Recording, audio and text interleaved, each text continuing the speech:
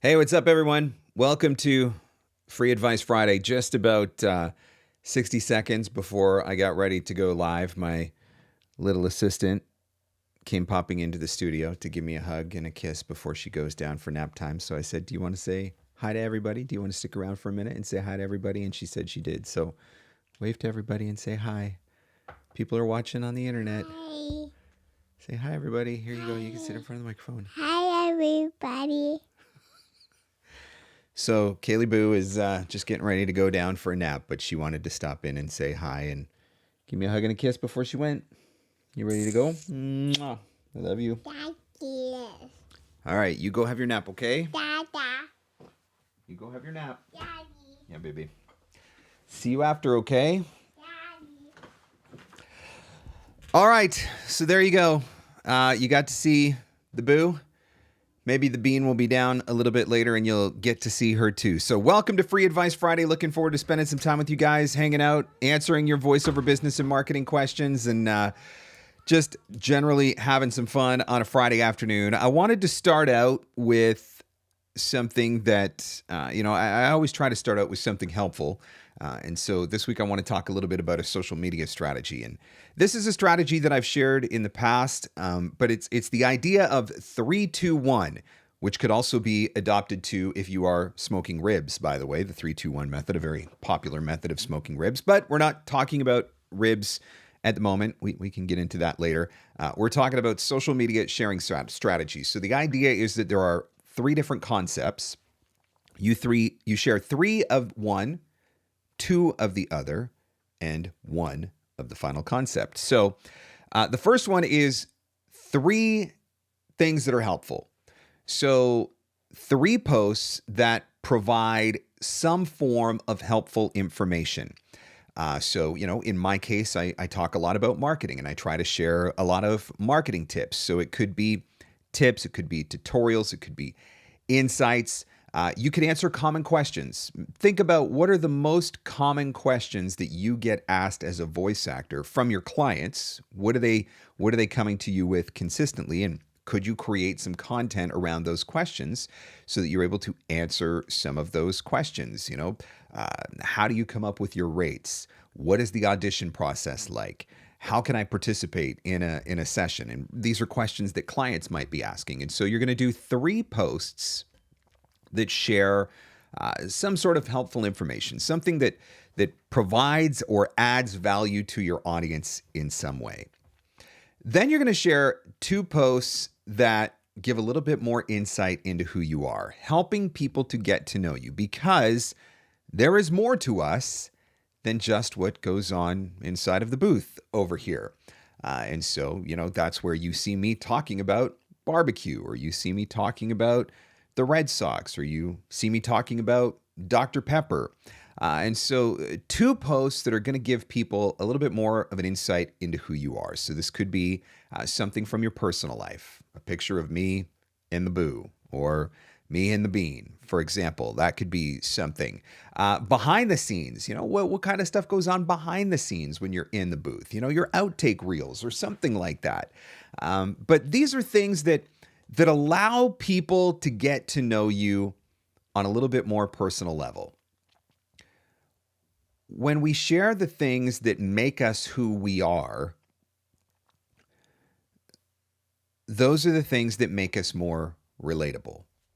And so I'm not going to say that clients can't connect with me or relate with me on the subject of voiceover. Of course they can. But they're probably not as, voiceover crazy as voiceover actors. On the flip side of that, can a client relate to me or connect with me on something like barbecue? 100%. Can a client relate with me or connect with me on something like the Red Sox, baseball in general? 100%. And so the idea here is 2 posts that just give people an opportunity to get to know you a little bit better and maybe get to know who you are outside of the booth. So just to recap, 3 posts that share some sort of helpful information, 2 posts that give people a little bit of insight into who you are, and then finally 1 post that speaks directly to your business and your services. So this could be sharing your demos. It could be sharing testimonials that you've collected from your clients. It could be sharing some kind of special offer, an invitation to a discovery call, for example. But this is where you are going to highlight your business specifically with the intention of trying to solicit more work. So we've got the 3-2-1 method. What you don't want to do is go on social media and constantly be selling. You do not want to be viewed as someone who is just constantly trying to push their services. And so we need to find that balance of not just always posting stuff that is about us looking for voiceover or trying to solicit voiceover. So that's where this 3-2-1 comes in. Now, maybe the ratio is a little bit different for you. Maybe it's 2-2-1 or something like that. But the idea is that we're throwing some other things into the mix. We're finding some ways to add value. We're finding some ways to be relatable and more personable and giving people another opportunity to connect with us. And then every once in a while, we're sprinkling in and talking about our business. But here's the other thing that you need to realize. Just because you are not sharing voiceover specific content in every post, just because every post doesn't have to do with your demos or requesting a custom quote in audition or whatever, people are still getting to know you. So when you share a helpful tip and somebody clicks through to your profile, they're going to learn a little bit more about you and about your voiceover services. When you share that barbecue post and somebody clicks through to your profile, they're going to find out a little bit more about you and be, oh, this guy does voiceover. And so even though we're not specifically talking about our voiceover business in every post, we're still establishing a connection and developing a rapport with our audience. And as they check out our profile, provided that your profile is filled out properly and has all of the necessary information on it, then you are still accomplishing your goal of promoting your voiceover business. You're just doing it in a slightly more indirect and less overt and selly way. So that is the 3-2-1 method. So if you are looking for a way to help you kind of sort out your social media content strategy, that might be a method that you want to look into. So again, 3 posts that are going to share some sort of helpful information or add value to your audience in some way, and then 2 posts that are going to let people get to know you on a more personal level, and 1 post that speaks directly to your business. And just to be clear, this is not meant that you share 3 tip posts or value add posts, and then you share 2 personal posts, and then you share 1 business post. The idea is more about the ratio. It's that for every 1 post that you share directly trying to solicit voiceover, there should be 3 posts that add value in some way, and 2 posts that give people an insight into who you are in some way. So hopefully that makes sense, and just a little helpful tip for a possible social media content strategy that you can use. So here we are on Free Advice Friday. I'm looking forward to hanging out with you as always. Obviously, I'm here to answer your voiceover business and marketing questions. So if you do have a question, feel free to pop that into the chat. If you put a Q beside it, it pops out on my screen. It makes it a little bit easier for me to see as I'm quickly scrolling through the chat. But welcome, Genevieve. Welcome, Sean, Rochelle, Annie, GM, TJ, Angela, Chris, Summer, Christy. Thank you for coming. Thank you for hanging out. Thank you for joining me for a little while on Free Advice Friday. What questions do you have? What questions can I answer for you? For those that are jumping in a little bit late, yes, you did miss a special unexpected guest appearance from the Boo, but maybe once she goes down for her nap, I can get Mommy to bring the jelly bean down for a minute. Let me just send a message to her right now.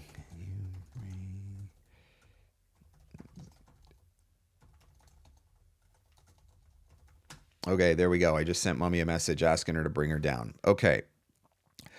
The bliss of the abyss. My question is, what would you say was the game changer in your career for you when you took your VO game to the next level? You know what? I just had a coaching session with somebody earlier today, and we were talking about this very subject, so it's a very timely question. I think there are 2 things that I will give the most credit to. The first thing was when I recognized that I was running a business. A lot of voice actors put all of their time, attention, and effort into just being in the booth. There's the booth. I got to figure out how to point. There's the booth. We just want to be in the booth. We just want to be recording. We just want to be auditioning. And so that's the only thing that we want to focus on. We don't want to have to deal with anything else. But the reality is that we do have to deal with other things. And so when I had this revelation in my business, which I'm going to say probably I started figuring this out around 2012, I got very intentional about studying entrepreneurship. I took an entrepreneurship class through my local community college. I started reading a lot of books on entrepreneurship, sales, and marketing. A lot of books, dozens and dozens and dozens of books. I started listening to podcasts that were related to the subjects of entrepreneurship, sales, and marketing. And so that's when I really started to develop this whole VOpreneur mindset and realize that, look, if I want to take my voiceover business to the next level, then I got to treat it like a business. I'm a voice actor. I want to be a voice actor, but I can't exclusively be a voice actor, if that makes sense. I have to be an entrepreneur. I have to be a VOpreneur. I have to know how to market. I have to know how to do social media. I have to know how to sell. I have to know how to negotiate. I have to understand the psychology of working with clients and customers and working deals and all of that sort of stuff. And so I think that was, I would say, one of the big things for me was figuring that out. I would say the second thing for me, and I guess the two are kind of related, but the second thing for me was getting my mindset under control. And if you had asked me at that point in my career how important mindset was, I would have thought that you were, like some kind of new age voodoo hippie, and I wouldn't have believed anything that you had to say. But as I started to learn more on the subject of mindset, as I started to learn how to put that into my own life and business, I started to see a shift. If you don't believe that you can do this, if you don't believe that you can succeed at this, you're not going to. Let me preface that by saying you cannot and will not succeed in this business simply by believing you can. You still have to know what you're doing, and you have to actually do it. But if you know what you're doing in the booth, but you don't believe that you can do it well, you're always going to struggle. There's always going to be a barrier that's holding you back. And so it's putting those two things together. The genuine belief in yourself that you can succeed, the genuine belief in yourself that you can achieve a certain level. I set this goal early in my business that I wanted to build a six-figure voiceover business. And keep in mind that at that point, the most money that I had ever made was $40,000 in a year. And that was the job that I had just got canned from. And so I didn't even work there for a year. So, and I got downsized. I was a radio guy that got downsized. Some of you can relate. So the idea of making $100,000 in a year, my brain had no concept of that. I literally had no concept of what that looked like because for most of my career, I was working in radio and I was making $30,000 a year.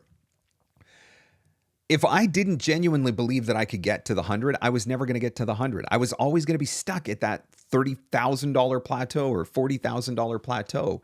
And so there was a mindset shift that had to happen in order to bring about that success. And so that's kind of a long answer, but it's an important question. It's a really good question. I'm glad you asked it. And I hope that gives you a couple of things to think about. Absolutely, you've got to embrace the entrepreneurial side of things. You got to be a VOpreneur. You got to think like a VOpreneur. But you got to have the right mindset to go along with it as well. All right. What else is going on? If I have missed your question or if you asked a question earlier, I will, feel free to pop it into the chat again. But speaking of books, any new book recommendations? Let's see. What have I been reading recently that was really good? I'm reading one right now called Tarzan Economics.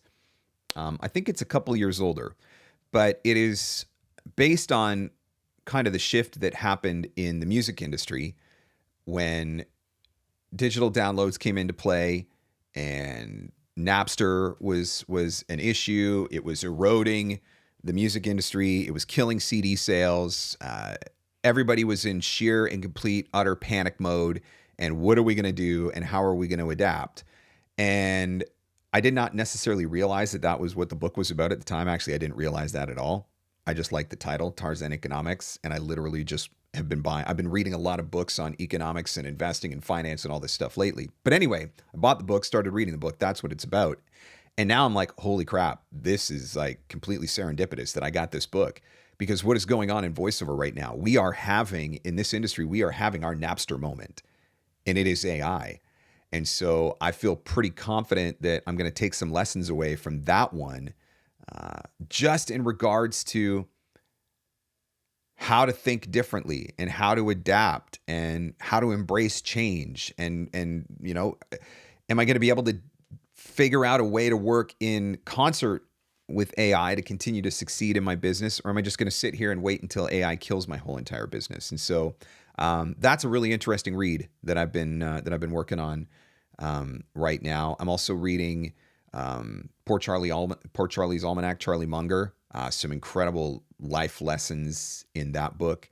So I got that one going on at the same time right now. Most recently, I just finished reading Company of One, which was another really interesting insight for VOpreneurs. A lot of good tips in there about what it's like and what it takes, the mentality of operating a company of one. So that's another good one as well. I'll put a couple of links into the description of this YouTube video later on. So if you guys want to come back and see them, you know, there'll be a couple of book suggestions. All right, just before we move on to the next question, somebody else is coming to visit. Hey, baby. Hi. There's the jelly bean. Not looking too sure about this internet thing. What do you think about this being on the internet? Have you got smiles for everyone? Hey, have you got smiles for everyone? No? You're just not too sure? Are you just going to look? Are you going to kind of give the stink eye? Hey? Hey? Oh, you're just not too sure about this whole thing, are you? Can you wave to everyone? Can you say hello, everybody? Say hello, everybody.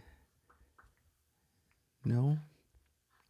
Look at those blue eyes. Hey, look at those blue eyes. Ooh. You're just not too sure about this, are you? No? No? That's okay. Everybody got to see you. You got hugs for Daddy? Yeah, you look a little scared, don't you? You're like, I don't understand what's happening right now. Okay, baby, you go back with Mommy. All right, there you go. I know you didn't come here for the advice. I know you just came here to see the baby, so now you're happy you got to see the baby. All right, GM says, I still see a variety of hashtags on LinkedIn posts, some with none, some with 15, some with 3. You said AI is changing how much hashtags affect the algorithm. What's the current best practice? Yes, this is something that I did talk about in an earlier podcast episode. It's straight from LinkedIn. So basically what is happening is LinkedIn is in the process, and it's already happening to a degree, where hashtags are no longer going to be required. Doesn't mean they can't be used, but they're not going to be required because they are going to be using AI to help to index content. So if you are a voice actor and you are writing a post about your e-learning voiceover work, and you throw in the word e-learning, and maybe you talk about working with instructional designers and e-learning developers, then the algorithm will recognize that this is a post about e-learning and instructional designers.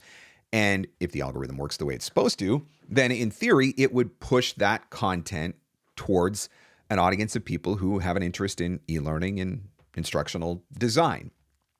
So that side of the hashtag strategy is no longer required. And so that's why LinkedIn is saying we're moving away from hashtags, because they're going to use AI to help to sort and push content to the appropriate audience. That being said, there is still value in using hashtags, at least for now. Let me show you what I'm talking about. So let's just pull up LinkedIn here. So I can still go over here to recent hashtags, and I can click instructional designer. and I can follow this hashtag and I can see all of the posts that have been shared recently using hashtag instructional designer. And so that's why I think there is still value, because to me, this is still a data mining opportunity. This to me is still a lead generation opportunity. I can scroll through and see all the instructional designers who are using hashtag instructional designer and potentially become people that I follow. So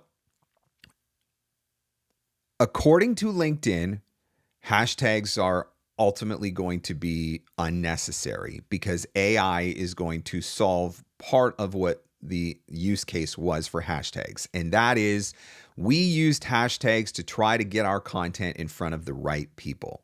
AI will do that now. As long as they continue to allow hashtags to be used, I will continue to use them as a mining tool like I just demonstrated there. Best practice in the past has always been 3 to 5. You can use more, and this is actually across any social media platform. Instagram's the same. You can post up to 30 hashtags on Instagram. But Adam Asari, who's the head of Instagram, he has actually been on record as saying that anything past the first 3 hashtags, and this is he said this a while ago, maybe it's changed, but anything past the first 3 really didn't make much of a difference. There wasn't the same level of bearing because they can't obviously push out content with 30 hashtags to 30 different places. So they're primarily focusing on the first 3, but 3 to 5 is still the best practice, we'll say, on LinkedIn. Angela says, how do you go about looking for work in foreign markets as an English speaker? I have always said that my target audience is anywhere in the world where my language is spoken. And so I do work in foreign markets, and a lot of that is because there is an English-speaking population there, or there are multinationals who are creating content in multiple languages. And so if there is the possibility that English is spoken in that market, then there is potentially an opportunity for you to market yourself for voiceover there. I would say the big thing is, or a couple of the big things is, I would pay really close attention to time zones. I don't want to be sending an email at 3 o'clock in the afternoon here when it's 3 o'clock in the morning over there. So I do try to pay attention to things like that. I think you have to be really specific with your targeting. So for example, when you're sending out a happy 4th of July email, your clients in Spain and Germany don't care about the 4th of July because they're not in America. And so you have to be much more intentional about your targeting, which I think that your CRM can certainly help with that. And sometimes you also have to take into consideration cultural differences. For example, if you go into Central and South America, those are 2 places where email, I'm not going to say email doesn't work, but it probably doesn't work as effectively as WhatsApp because everybody wants to use WhatsApp. And so those things are things that you'll want to be aware of as well. What works, what doesn't work, based on the place where you're reaching out to. Econ, I just finished Super Communicators, which had some transferable tips for moments of networking. The other one actually that I'm reading right now, it's sitting over by my chair, is the latest book from Ray Kurzweil. For those of you that are not familiar with Ray, he's one of the originators of AI. He's a guy who for 40 years has been accurately, like very scary accurately, predicting the developments and advancements in AI. And so he just came out with a brand new book. I just got it a couple weeks ago. I got it the day it landed, it shipped to me. So I've started reading that one as well. I have to tell you, the first 2 chapters, I don't think I understood one stinking thing that he said. Because it gets really heavy into like programming neural networks and all this sort of stuff. But ultimately, what I'm curious about are some of his predictions for where we go from here. How far are we away from artificial general intelligence? When do we reach what many refer to as the singularity? And the point where AI literally supersedes the human race and we're all pretty much dinked. I need to know this stuff because I'm trying to figure out how much money I need to save for my girls for college. Because, if we're going to get to singularity before they're ready for college, then I don't need to save as much because they're probably not going to need it. And so then I can just go out and buy like a sports car or something. So I'm really just trying to educate myself on some of this stuff before we get there. Amy says, any tips or best practices when it comes to negotiating projects? I find that I end up educating overseas clients a lot about usage and session fees. I would love to streamline this up front. This is part of the job. First and foremost, it is absolutely part of the job. And I think that voice actors have to be very careful about how we handle this, because I think to a degree, there's an expectation that everybody knows this stuff. But the reality is everybody doesn't know this stuff. When I call the plumber and I ask them about, what's it going to cost to fix my toilet, I have no idea what the going rate for toilet fixing is. So I'm trusting that my plumber is going to be patient and kind and empathetic, and he's going to walk me through that process and help me understand what it costs to get the toilet fixed. The same can be said for us. Part of our responsibility is walking through these things with our clients and helping them to understand it. And so I think that patience is a big part of it. And don't be afraid to answer the questions. That's certainly a part of it. Can some of this stuff be like templated for some of the questions that get asked over and over and over again? Possibly. But a big part of it is just it's that willingness. And I think, we talked about mindset a few minutes ago. Sometimes we have this mindset that the clients are out to screw us because, okay, perfect example. I quoted a project this week, and the rate that was initially offered, and this is a foreign client, the rate that was initially offered was really low. Like not insultingly low, but really low. And so one voice actor will see that and get really upset about it and take it personal and get offended and get all snotty with the client. And this happens on a daily basis. I see that number and say, okay, this is where they're at. Let me explain to them very clearly where I'm at and how it breaks down. And so I take the time to write that email and explain to them, this is what you're asking for, and this is what the rate is going to be, and this is how I come up with that number, and here's where we can potentially negotiate or whatever. And I just see it as part of the job. So I'm not one that gets insulted or offended when some of these lowball rates come through. Now, after I've had the conversation, if they're still not willing to move, then there's no reason for me to carry that conversation on any further for both of our sakes. I don't want to waste their time. I don't want to waste my time. So there's also, you got to have the Kenny Rogers moment of knowing when to fold them. There comes a point where you just have to express, you know what, we're too far apart, and I appreciate you reaching out and giving me the opportunity. And I hope you'll keep me in mind for future opportunities down the road if, you've got something where the budget's a little bit higher. Like I also try really hard not to burn bridges, because you never know. Just because somebody gave you a lowball offer today doesn't mean that 6 months from now, they're not going to have something that's right in your wheelhouse. And so I think that's part of it too. I know that's not necessarily tips or best practices per se, but in some senses it is. It's just recognizing, look, auditioning is part of the job. In some senses, auditioning is the job. The booking is just the result, but auditioning is the job. I think you could say the same for quoting. Quoting is the job and the booking is the result. And so I would also say too, depending on where you're quoting, you have to recognize that the GVAA rate guide is a United States-based rate guide. That is for rates in the United States. That is not a universal rate guide. That is not a worldwide rate guide. If you tried to get GVAA rates for some stuff in Canada, you would get laughed out of the country. Like legitimately, they would laugh you out of the country. And so, and I had David Toback on the podcast once before, and we talked about this. And he said it straight up. I asked him to question directly, and he admitted it straight up. It is a guide, not a gospel. I don't care what the GVAA says, and this is not a statement on GVAA. This is a statement on common sense and logic. I don't care what the GVAA says. An explainer video company operating out of downtown Manhattan is not an apples to apples comparison to an explainer video company operating out of a small town in Iowa. It's just not.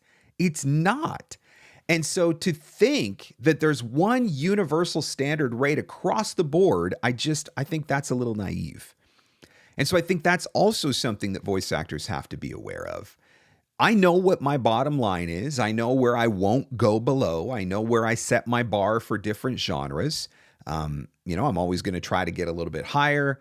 I'm always going to be happy if I end up, if we settle in the middle somewhere, great. I know when I'm going to walk away. I know when the conversation's not worth having anymore. I appreciate tools like Gravy for the Brain, rates.gravyforthebrain.com. I was actually using it yesterday because I was quoting a job in a foreign country. And so I was looking at some of their rates and comparing some of their numbers. And I found it to be very helpful. And so I think, best practices when it comes to negotiating projects, you got to know your numbers. You got to know what you're comfortable with. You have to know, and I promise you this, I don't care how many voice actors swear on the Bible and their mother's bundt cake that they only quote and only accept the GVAA. They are full of complete crap, period. Everybody that swears to God that they have never, ever quoted anything other than the GVAA or never, ever accepted a rate other than the GVAA, they are lying to you. I am 99% sure that they are lying to you. So don't let that get in your head either. Because sometimes I think that we're afraid to negotiate because we think that if we veer off of the GVAA in any way, we're going to get like ostracized by the industry. Well, not unless you go online and tell everybody what you did. Obviously, that doesn't mean that you should accept 70% of the suggested rate. But if the GVAA rate guide says 1,000 and the client comes and offers me $850 and that's the best they can do, I'm not just going to walk away from that. It's not like they came back and if it's 1,000 and they came back and said $250, yes, okay, no, I'm not going to take that. But if it's 1,000 and they offer me $850, of course I'm going to have that conversation. Anybody that says that they're not going to have that conversation, they're full of crap. And so keep that in mind as well. Does that answer your question? I don't know. I could really go off on rates. And I don't want to, but I could. We can carry on. Dun, dun, dun, dun. A follow-up on international marketing. Where or what do we look for? Same thing you're looking for in the States. You're looking for the companies that are creating the work. Who's creating the commercials? Who's creating the explainers? Who's creating the e-learning? It's the exact same thing. And in most cases, probably a lot of the same job titles and things of that nature as well. Jacob says, you mentioned focusing on one or two socials. If you had to choose two, which would you go with? LinkedIn, hands down, absolutely no question. LinkedIn would be one of them. For me right now, I'm doing a lot of stuff on YouTube. So probably I would say YouTube, maybe Instagram. The idea of that is just, I think sometimes we think that we have to be on every single one of the social media platforms. And you can, if you have the ability to do it, you can. But for some people, that's incredibly overwhelming. If you've got a day job and you're trying to do voiceover and get your voiceover up and running, it might not just be overwhelming. It might be completely unrealistic. And so that's where I say, if you don't have the time to properly devote to multiple social media channels, then pick one or two that resonate with you and just double down on those and learn mastery of those. And I think the social media channels that you choose are not specifically going to be about what is the best social media channel, because that question is completely subjective. If you asked me where I wanted to devote all of my efforts, if my goal is e-learning and I just want to focus on e-learning, where would I devote my efforts? I would tell you LinkedIn. I think LinkedIn is the best place for that. But if you were to tell me I really want to devote my efforts to the gaming and character space, where should I go? Well, in that case, I'm probably going to tell you X. I don't care how you feel about Elon. There's a very active community on X in that space, and it makes a lot of sense to be in that community and be part of that space. So it's not just about what's the best social platform. It's also about where are my buyers? Which social media platform are the buyers that I am interested in reaching? Where am I most likely to reach them? I think that's a factor. And then I think the other factor is, what kind of content do you want to create? I can tell you to use TikTok all day long, but if you're never going to make a video, then it's pointless. There's no reason for me to try to tell you to use TikTok all day long. So you have to think about the kind of content that you're most willing to create or most likely to create. And I think that becomes a factor as well. TJ Jetson, my prospect is hinting that he wants me to help write his marketing content. I don't intend to do that because it's a distraction. Should I include verbiage on my site? That writing is a separate fee? 100%. There are voice actors that are more than willing to offer copywriting services. Some of them have specialty in that or skill in that or training in that. And so if you are somebody who has the ability to do that, or you're interested and open to the possibility of doing that, then that is absolutely a separate line item. So I would definitely mention that. Or, clients ask me all the time and I just tell them no. But here's what I do. I don't just strictly say no. I say, that's not something that I do. However, if you would like to refer me or like me to refer you to a couple of copywriters, and then I do that. And so now I still get to be the hero. I still get to save the day, because even though I don't do the copywriting, I can drop some referrals for some people who do copywriting. And so that's why I think it's really important that you have a strong network. If a client asks me for a service that I can't deliver, I don't just immediately say no. I'm always going to go out and spend a couple hours if I have to, trying to see if I can source somebody from my networks who can do what they need to do. And so I think that's the second part of this. All right, what else is going on? Great answer, Mark. Thanks a lot. The GVA rate guide doesn't always apply.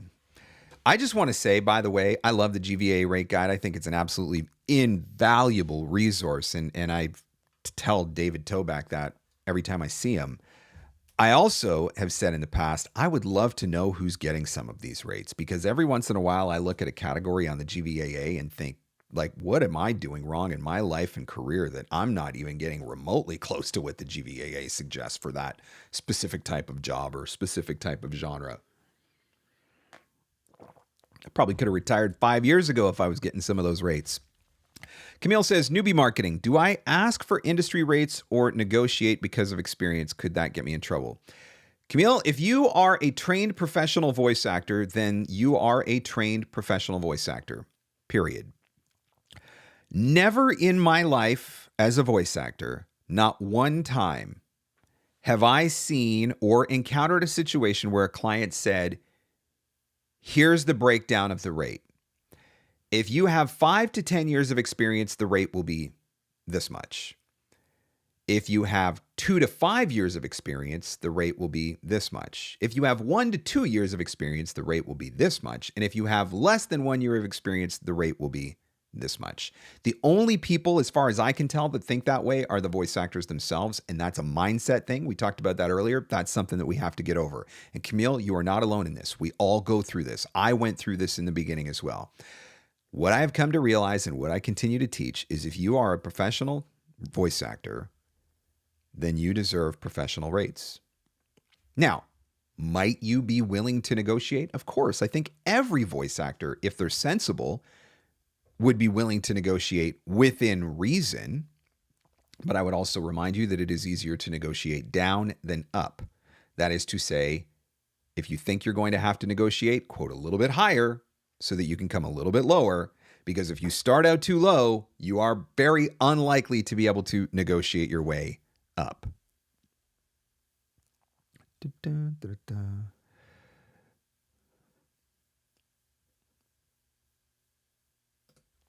Hey, Mark, I want to promote my YouTube channel. What do you recommend? I mean, you can share it across your social media platforms. The challenge with sharing it across your social media platforms is that anywhere on social media where you link to an external site, your reach is going to be limited. So that's going to be a problem. So then the next most obvious way to promote the channel is just through consistently making good content that reaches your desired audience. And you're going to have to grow it slowly over time. Could you pay to sponsor some ads on YouTube? Yep, that's certainly an option if you want to try to get that reach a little bit quicker. I think you could also potentially look at collaboration opportunities. Are there people in your niche or in your space who are also on YouTube, and could you collaborate with each other and cross-promote with each other, cross-pollinate those audiences? That's a possibility as well. But look, I'm not a YouTube expert. For that, I refer you to Hunter Peterson. But a lot of it is going to be a slow, steady growth curve based off of consistently posting good quality content that your audience wants to watch. I get tons of gaming auditions on X. I'm telling you, you got to go where your buyers are. You got to go where your buyers are. So always be thinking about, where are my buyers? We've been talking a little bit about social media. Let me remind you about Content Compass. This is a class, a workshop that I taught last month, but the complete video recording is now available. Content Compass, your guide to creating consistent content for social media. I really, really break it down in this class, and I literally give you the roadmap. Like, you can actually download the roadmap when you sign up for this class that's going to walk you through how to create content on a more consistent basis. If you go to VOpreneur.com, click on the store button, you'll find Content Compass. The three main things that you're going to learn in this class: how to build an idea factory. I'm literally going to teach you how to brainstorm out a year's worth of content in about an hour. And I know that sounds unrealistic, but talk to the people who took the course. Completely realistic. We're going to talk about how to plan ahead and plan in bulk, because one of the reasons why we don't use social media consistently is because we try to do it on a day-to-day basis rather than planning it out on a month-to-month basis. And then we're also going to talk about how we can build really strategic, targeted social media campaigns. If there's a specific niche, a specific client, a specific sector that you want to reach. So again, if you go to VOpreneur.com, let's do it. Go to VOpreneur.com, click on the store button, Content Compass. There you go. It is available for instant viewing now. And you know what else I will do? Let me put this link in the chat if you're interested. There you go. All right, let's see. What else?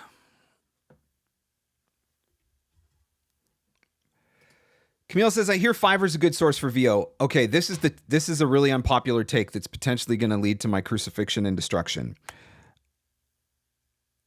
Years ago, I was incredibly outspoken against Fiverr. Like, incredibly outspoken against Fiverr. I wrote multiple blogs on the evils of Fiverr. And I made some really good rational arguments too. Like, I did math and everything. But I am not so proud that I can't admit when something has changed or when something has shifted. Are there still absolute garbage voiceover opportunities on Fiverr? Yes. However, are there really good opportunities to make pretty decent money and sometimes even get close to, if not equivalent to, GVAA rates doing voiceover on Fiverr? There are now. There are now, and I have seen the proof. Not me, I don't do it, but I've seen the proof from people that I coach. I've seen the proof from people that I've worked with that have done it. I know people that are doing e-learning work on Fiverr, and they are making GVAA rates in doing their e-learning work on Fiverr. So, are there opportunities? Yes. Do you have to be strategic? Yes. You are never, I don't care who teaches you and what they teach you and how much you paid for the course, you are never going to build a sustainable business on Fiverr 5 or 10 or 20 bucks at a time unless you're willing to work 16 hours a day, 7 days a week. Not going to happen. Can you find some really good, fair rate paying jobs on the platform?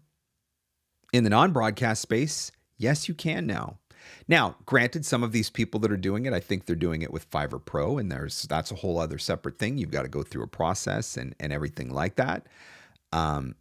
So what I would say is there are opportunities, but like anything else, you're going to have to weed through a lot of junk to get there. The same could be said for Voice 123. The same could be said for voices.com. There are an infinite number of complete crap opportunities on voices.com, but there are also some really good ones in there as well. And so you just have to be willing, if you are willing, you have to be willing to do the work and look for them, and don't sell your soul. I would also say that I would be extremely cautious, and this is not just for Fiverr, this is any platform. I would be extremely cautious of broadcast, because if you are taking low quality jobs, low rate jobs for broadcast, you are potentially causing yourself harm down the road if you create conflicts for yourself. So you did a low dollar spot on Fiverr for this business, and now this business over here wants to hire you for regular rates, but they can't because you're doing low rate work with a competitor. And so you've created a conflict. So I think you have to be very, very cautious about that as well.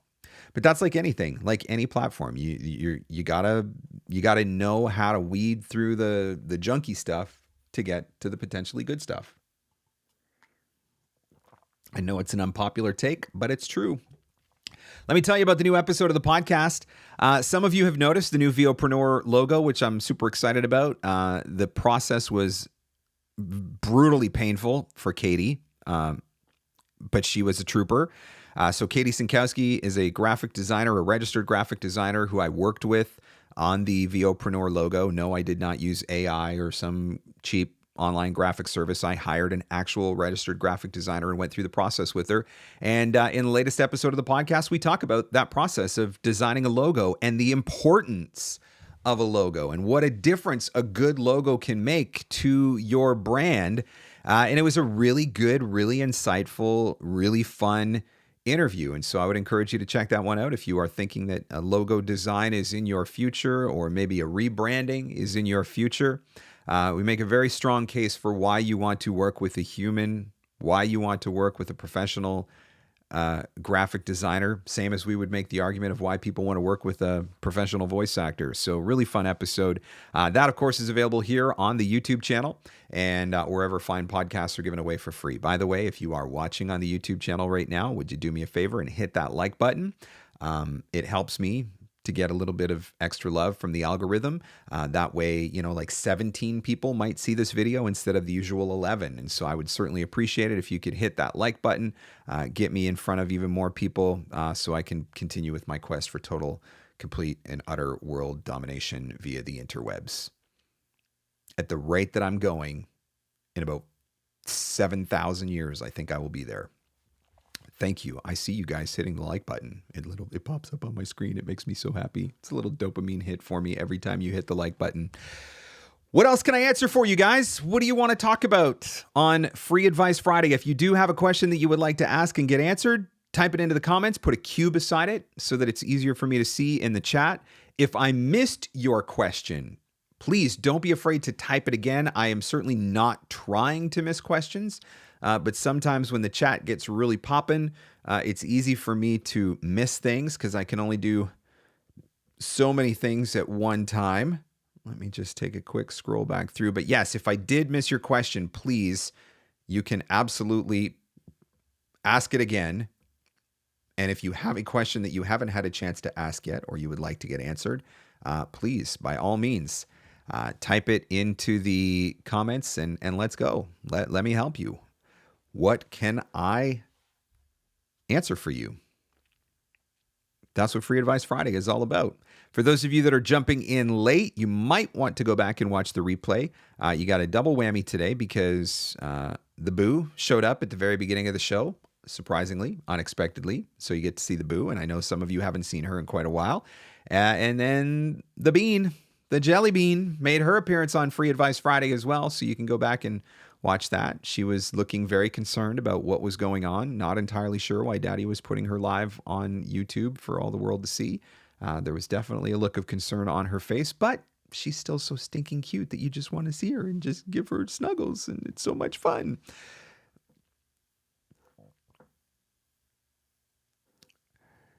I wonder if there is an AI assistant that can watch for the queue and then tag them for you. Ooh, I'm going to make that suggestion to Ecamm Live because that is the streaming software that I currently use. That would actually be a really good idea if there was a way to make those pop out a little bit more easily.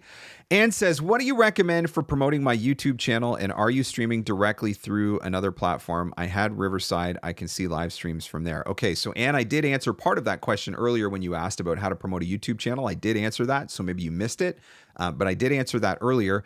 I am currently using Ecamm Live to do my live streams. That is Mac-based software. I absolutely love it. It is so user-friendly, so intuitive. It would be the equivalent of OBS as far as a software solution is concerned. OBS goes beyond my brain capacity. I do use Riverside to record my podcasts. I have not live streamed from Riverside. So I can't speak directly to that, but live streaming from Ecamm is fantastic. It allows me to create backgrounds. It allows me to, switch to different scenes like we were doing. It allows me to bring up the overlays really easy like we were doing, like all kinds of stuff like that, ask a question, bring up my name, whatever. All that sort of stuff happens really nicely. So that is what I can do with Ecamm Live. So that is what I'm using. And it does have the ability to stream out to multiple social media platforms at one time, although I have only ever streamed directly to YouTube. What are your top 3 swag suggestions for marketing? My top 3 swag suggestions are something that somebody will use. I know you're hoping that I'm going to tell you like very specifically, you should make a pen and a this and a that. No, what I'm going to tell you is my top 3 suggestions are 1, something that people will use. So, for example, I have stress balls. VA for VO made stress balls. This one isn't actually a VA for VO one, but I do have 3 of them. They're over there. I have stress balls sitting on my desk 24 hours a day, 7 days a week. And so every time I pick up a stress ball, I think about VA for VO because that is something that I use almost every single day. So I think something that you will use, something that they will use, I think is really good. Something that will sit on their desk or go in their car. Because where do we spend a lot of our days? We spend a lot of our days on our desk or at our desk or in our car if you have a commute. And so I think things that would fall into those categories, because again, it becomes part of your daily routine. If it's on your desk, I'm looking at it every single day. If it's in my car, I'm going to see it every single time I get into my car and go to drive. So that would be the second thing I would suggest. And the third thing that I would suggest is something unique. Something that is going to make me talk. Something that is going to make me tell my friends. Something's going to be like, you're never going to believe what came in the mail today. You're never going to believe what so-and-so sent me. Or I got the most amazing gift from so-and-so and I got to tell you about it. So that's what I've got for you. I know you were probably hoping that I was going to tell you a fridge magnet, a pen, and a coffee mug, but that's not what I'm going to tell you. I'm going to tell you something that is useful, something that goes on the desk or in the car, and something that is unique and will make me talk. Those are my suggestions for swag. You get to take it from there. And hopefully that is helpful and gets you thinking about it in a different way. Concerning your merch site, how do you manage and promote that within your marketing? When you're talking merch, are you talking about like where I have VOpreneur t-shirts and all of that sort of stuff? I haven't actually done anything with that for a while because I just relaunched the VOpreneur logo. And so now I actually need to go through and redo all of my merch. But I actually use a third-party service for that because I don't have time to deal with all of that. So I literally just make the design and put it on the website. And then they take care of all the printing, the shipping, and everything. I make basically no money at all. But I don't care because it was never really about making the money. It was more about brand recognition and getting the logo in front of people and getting people thinking about and talking about VOpreneur. And so that was my intention. But I'm assuming that's what you were asking about. But if not, certainly feel free to clarify. But the service that I use is it's Teespring. Found them years ago. Pretty straightforward, pretty easy service to use. Fridge magnet chip clip. Hey, see, that is something that is useful. A chip clip. There's always a chip clip going on. I got 4 kids in this house. Between the bags of chips, the bags of cookies, the bags of snacks, the bags of gummies, the bags of this, the bags of that, there is a chip clip.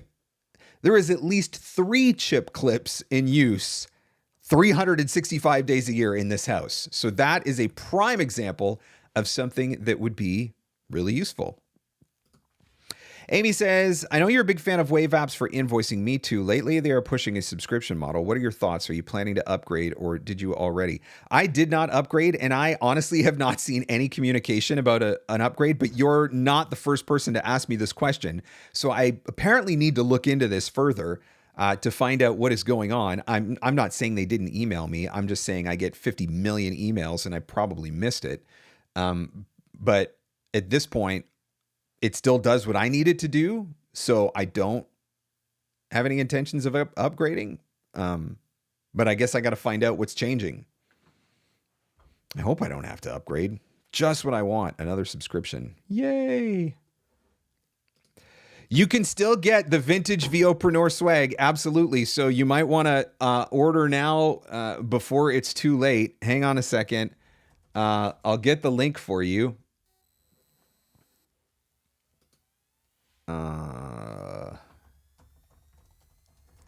Because there are still the original t-shirts, hoodies, all of that fun stuff. Hang on.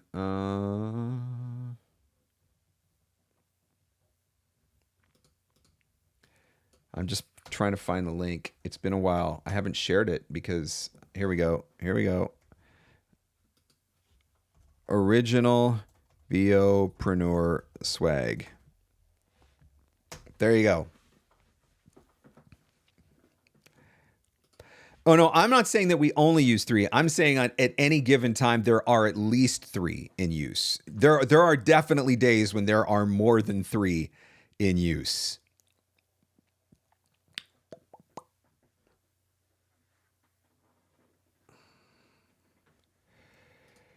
Nevin says, I use Waves. Just ignore their prompts to upgrade. It's not really needed unless you do payroll or other things. Well, lucky for me, I don't do payroll or other things, so I guess I don't have to worry about that.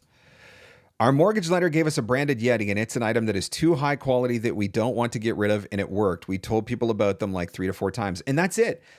I would certainly say that there are use cases with certain clients where maybe they're a high dollar value client. There's somebody that you do a lot of work for where it might be worth it to invest in something a little bit fancier, a little bit more expensive, and then have something a little bit simpler like your, little stress ball or whatever that you give to all of your other clients. But yeah, let me reiterate, something that is useful, something that goes on your desk or in the car, something that is unique and stands out and will make people talk.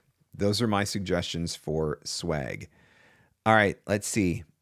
I got time for one more question. Has there been a question that I asked?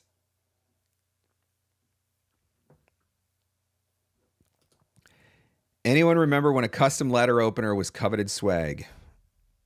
This is not a custom letter opener, but the fact that I happen to have one sitting here right on my desk right now, because yesterday I was opening a bunch of envelopes and paying a bunch of bills, and so it's literally the letter opener is just sitting right there. But hey, some people still use these things. I know everything's supposed to come electronically now, but some of my bills still come in the mail. What can I tell you?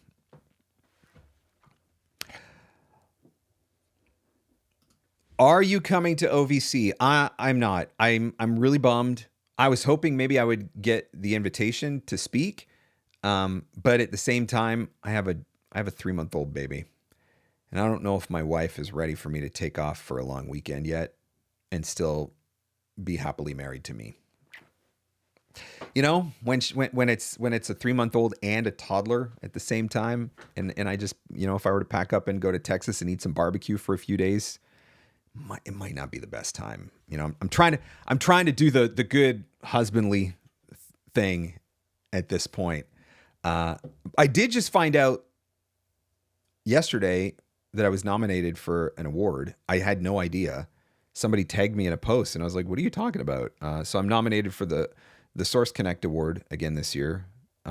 It's what is it? It's like the Service Provider Award or something. I just call it the Source Connect Award because Source Connect wins it every year. But it feels good to be recognized.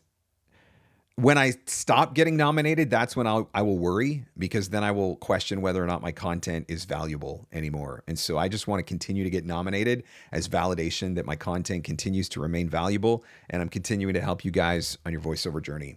That is my goal and objective. All right.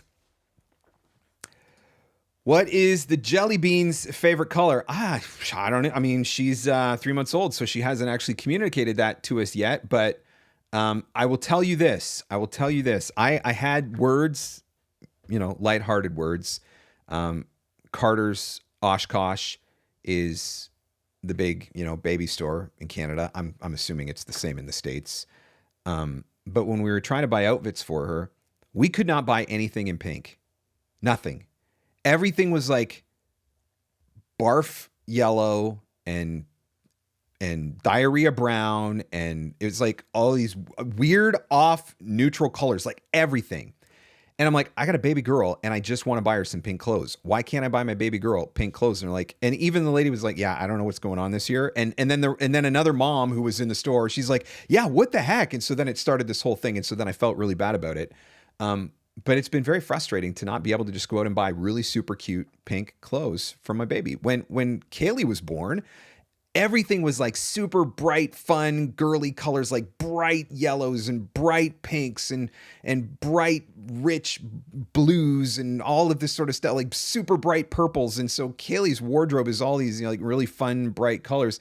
Everything that Kinsley has looks like your grandma's wallpaper from 1947, like for real. And I was like, come on, just give me some pink. So I continue to be on the lookout for pink. Again, I don't know that that's her favorite color, but it's what Daddy wants her to wear. I want her to be in pink. The sad beige trend. Yes, that's exactly what it feels like. It feels like the sad beige trend. It's like we're on pandemic hangover and everything is like pukey, diarrhea-y, hospital-y sick colors. I'm like, come on. This is not what a baby girl wants to wear. Anyway, all right, everyone. Well, thank you so much for jumping on to Free Advice Friday. As always, I got to jump out now because I got to get ready for another session, but I will go back and add chapter markers for those of you that jumped in late. You want to revisit, see some of the specific things that we talked about. Make sure that you go back to the very beginning if you jumped in late. Watch the very opening of the show where I share a particularly helpful social media content posting strategy that you might be able to use for your voiceover business. And listen to the new episode of the podcast because it's a really fun episode and really helpful. So check it out right here on the YouTube channel. Or at VOpreneur.com or wherever fine podcasts are given away for free. As always, whatever you guys decide to do this weekend, have fun, stay safe, and go find some leads.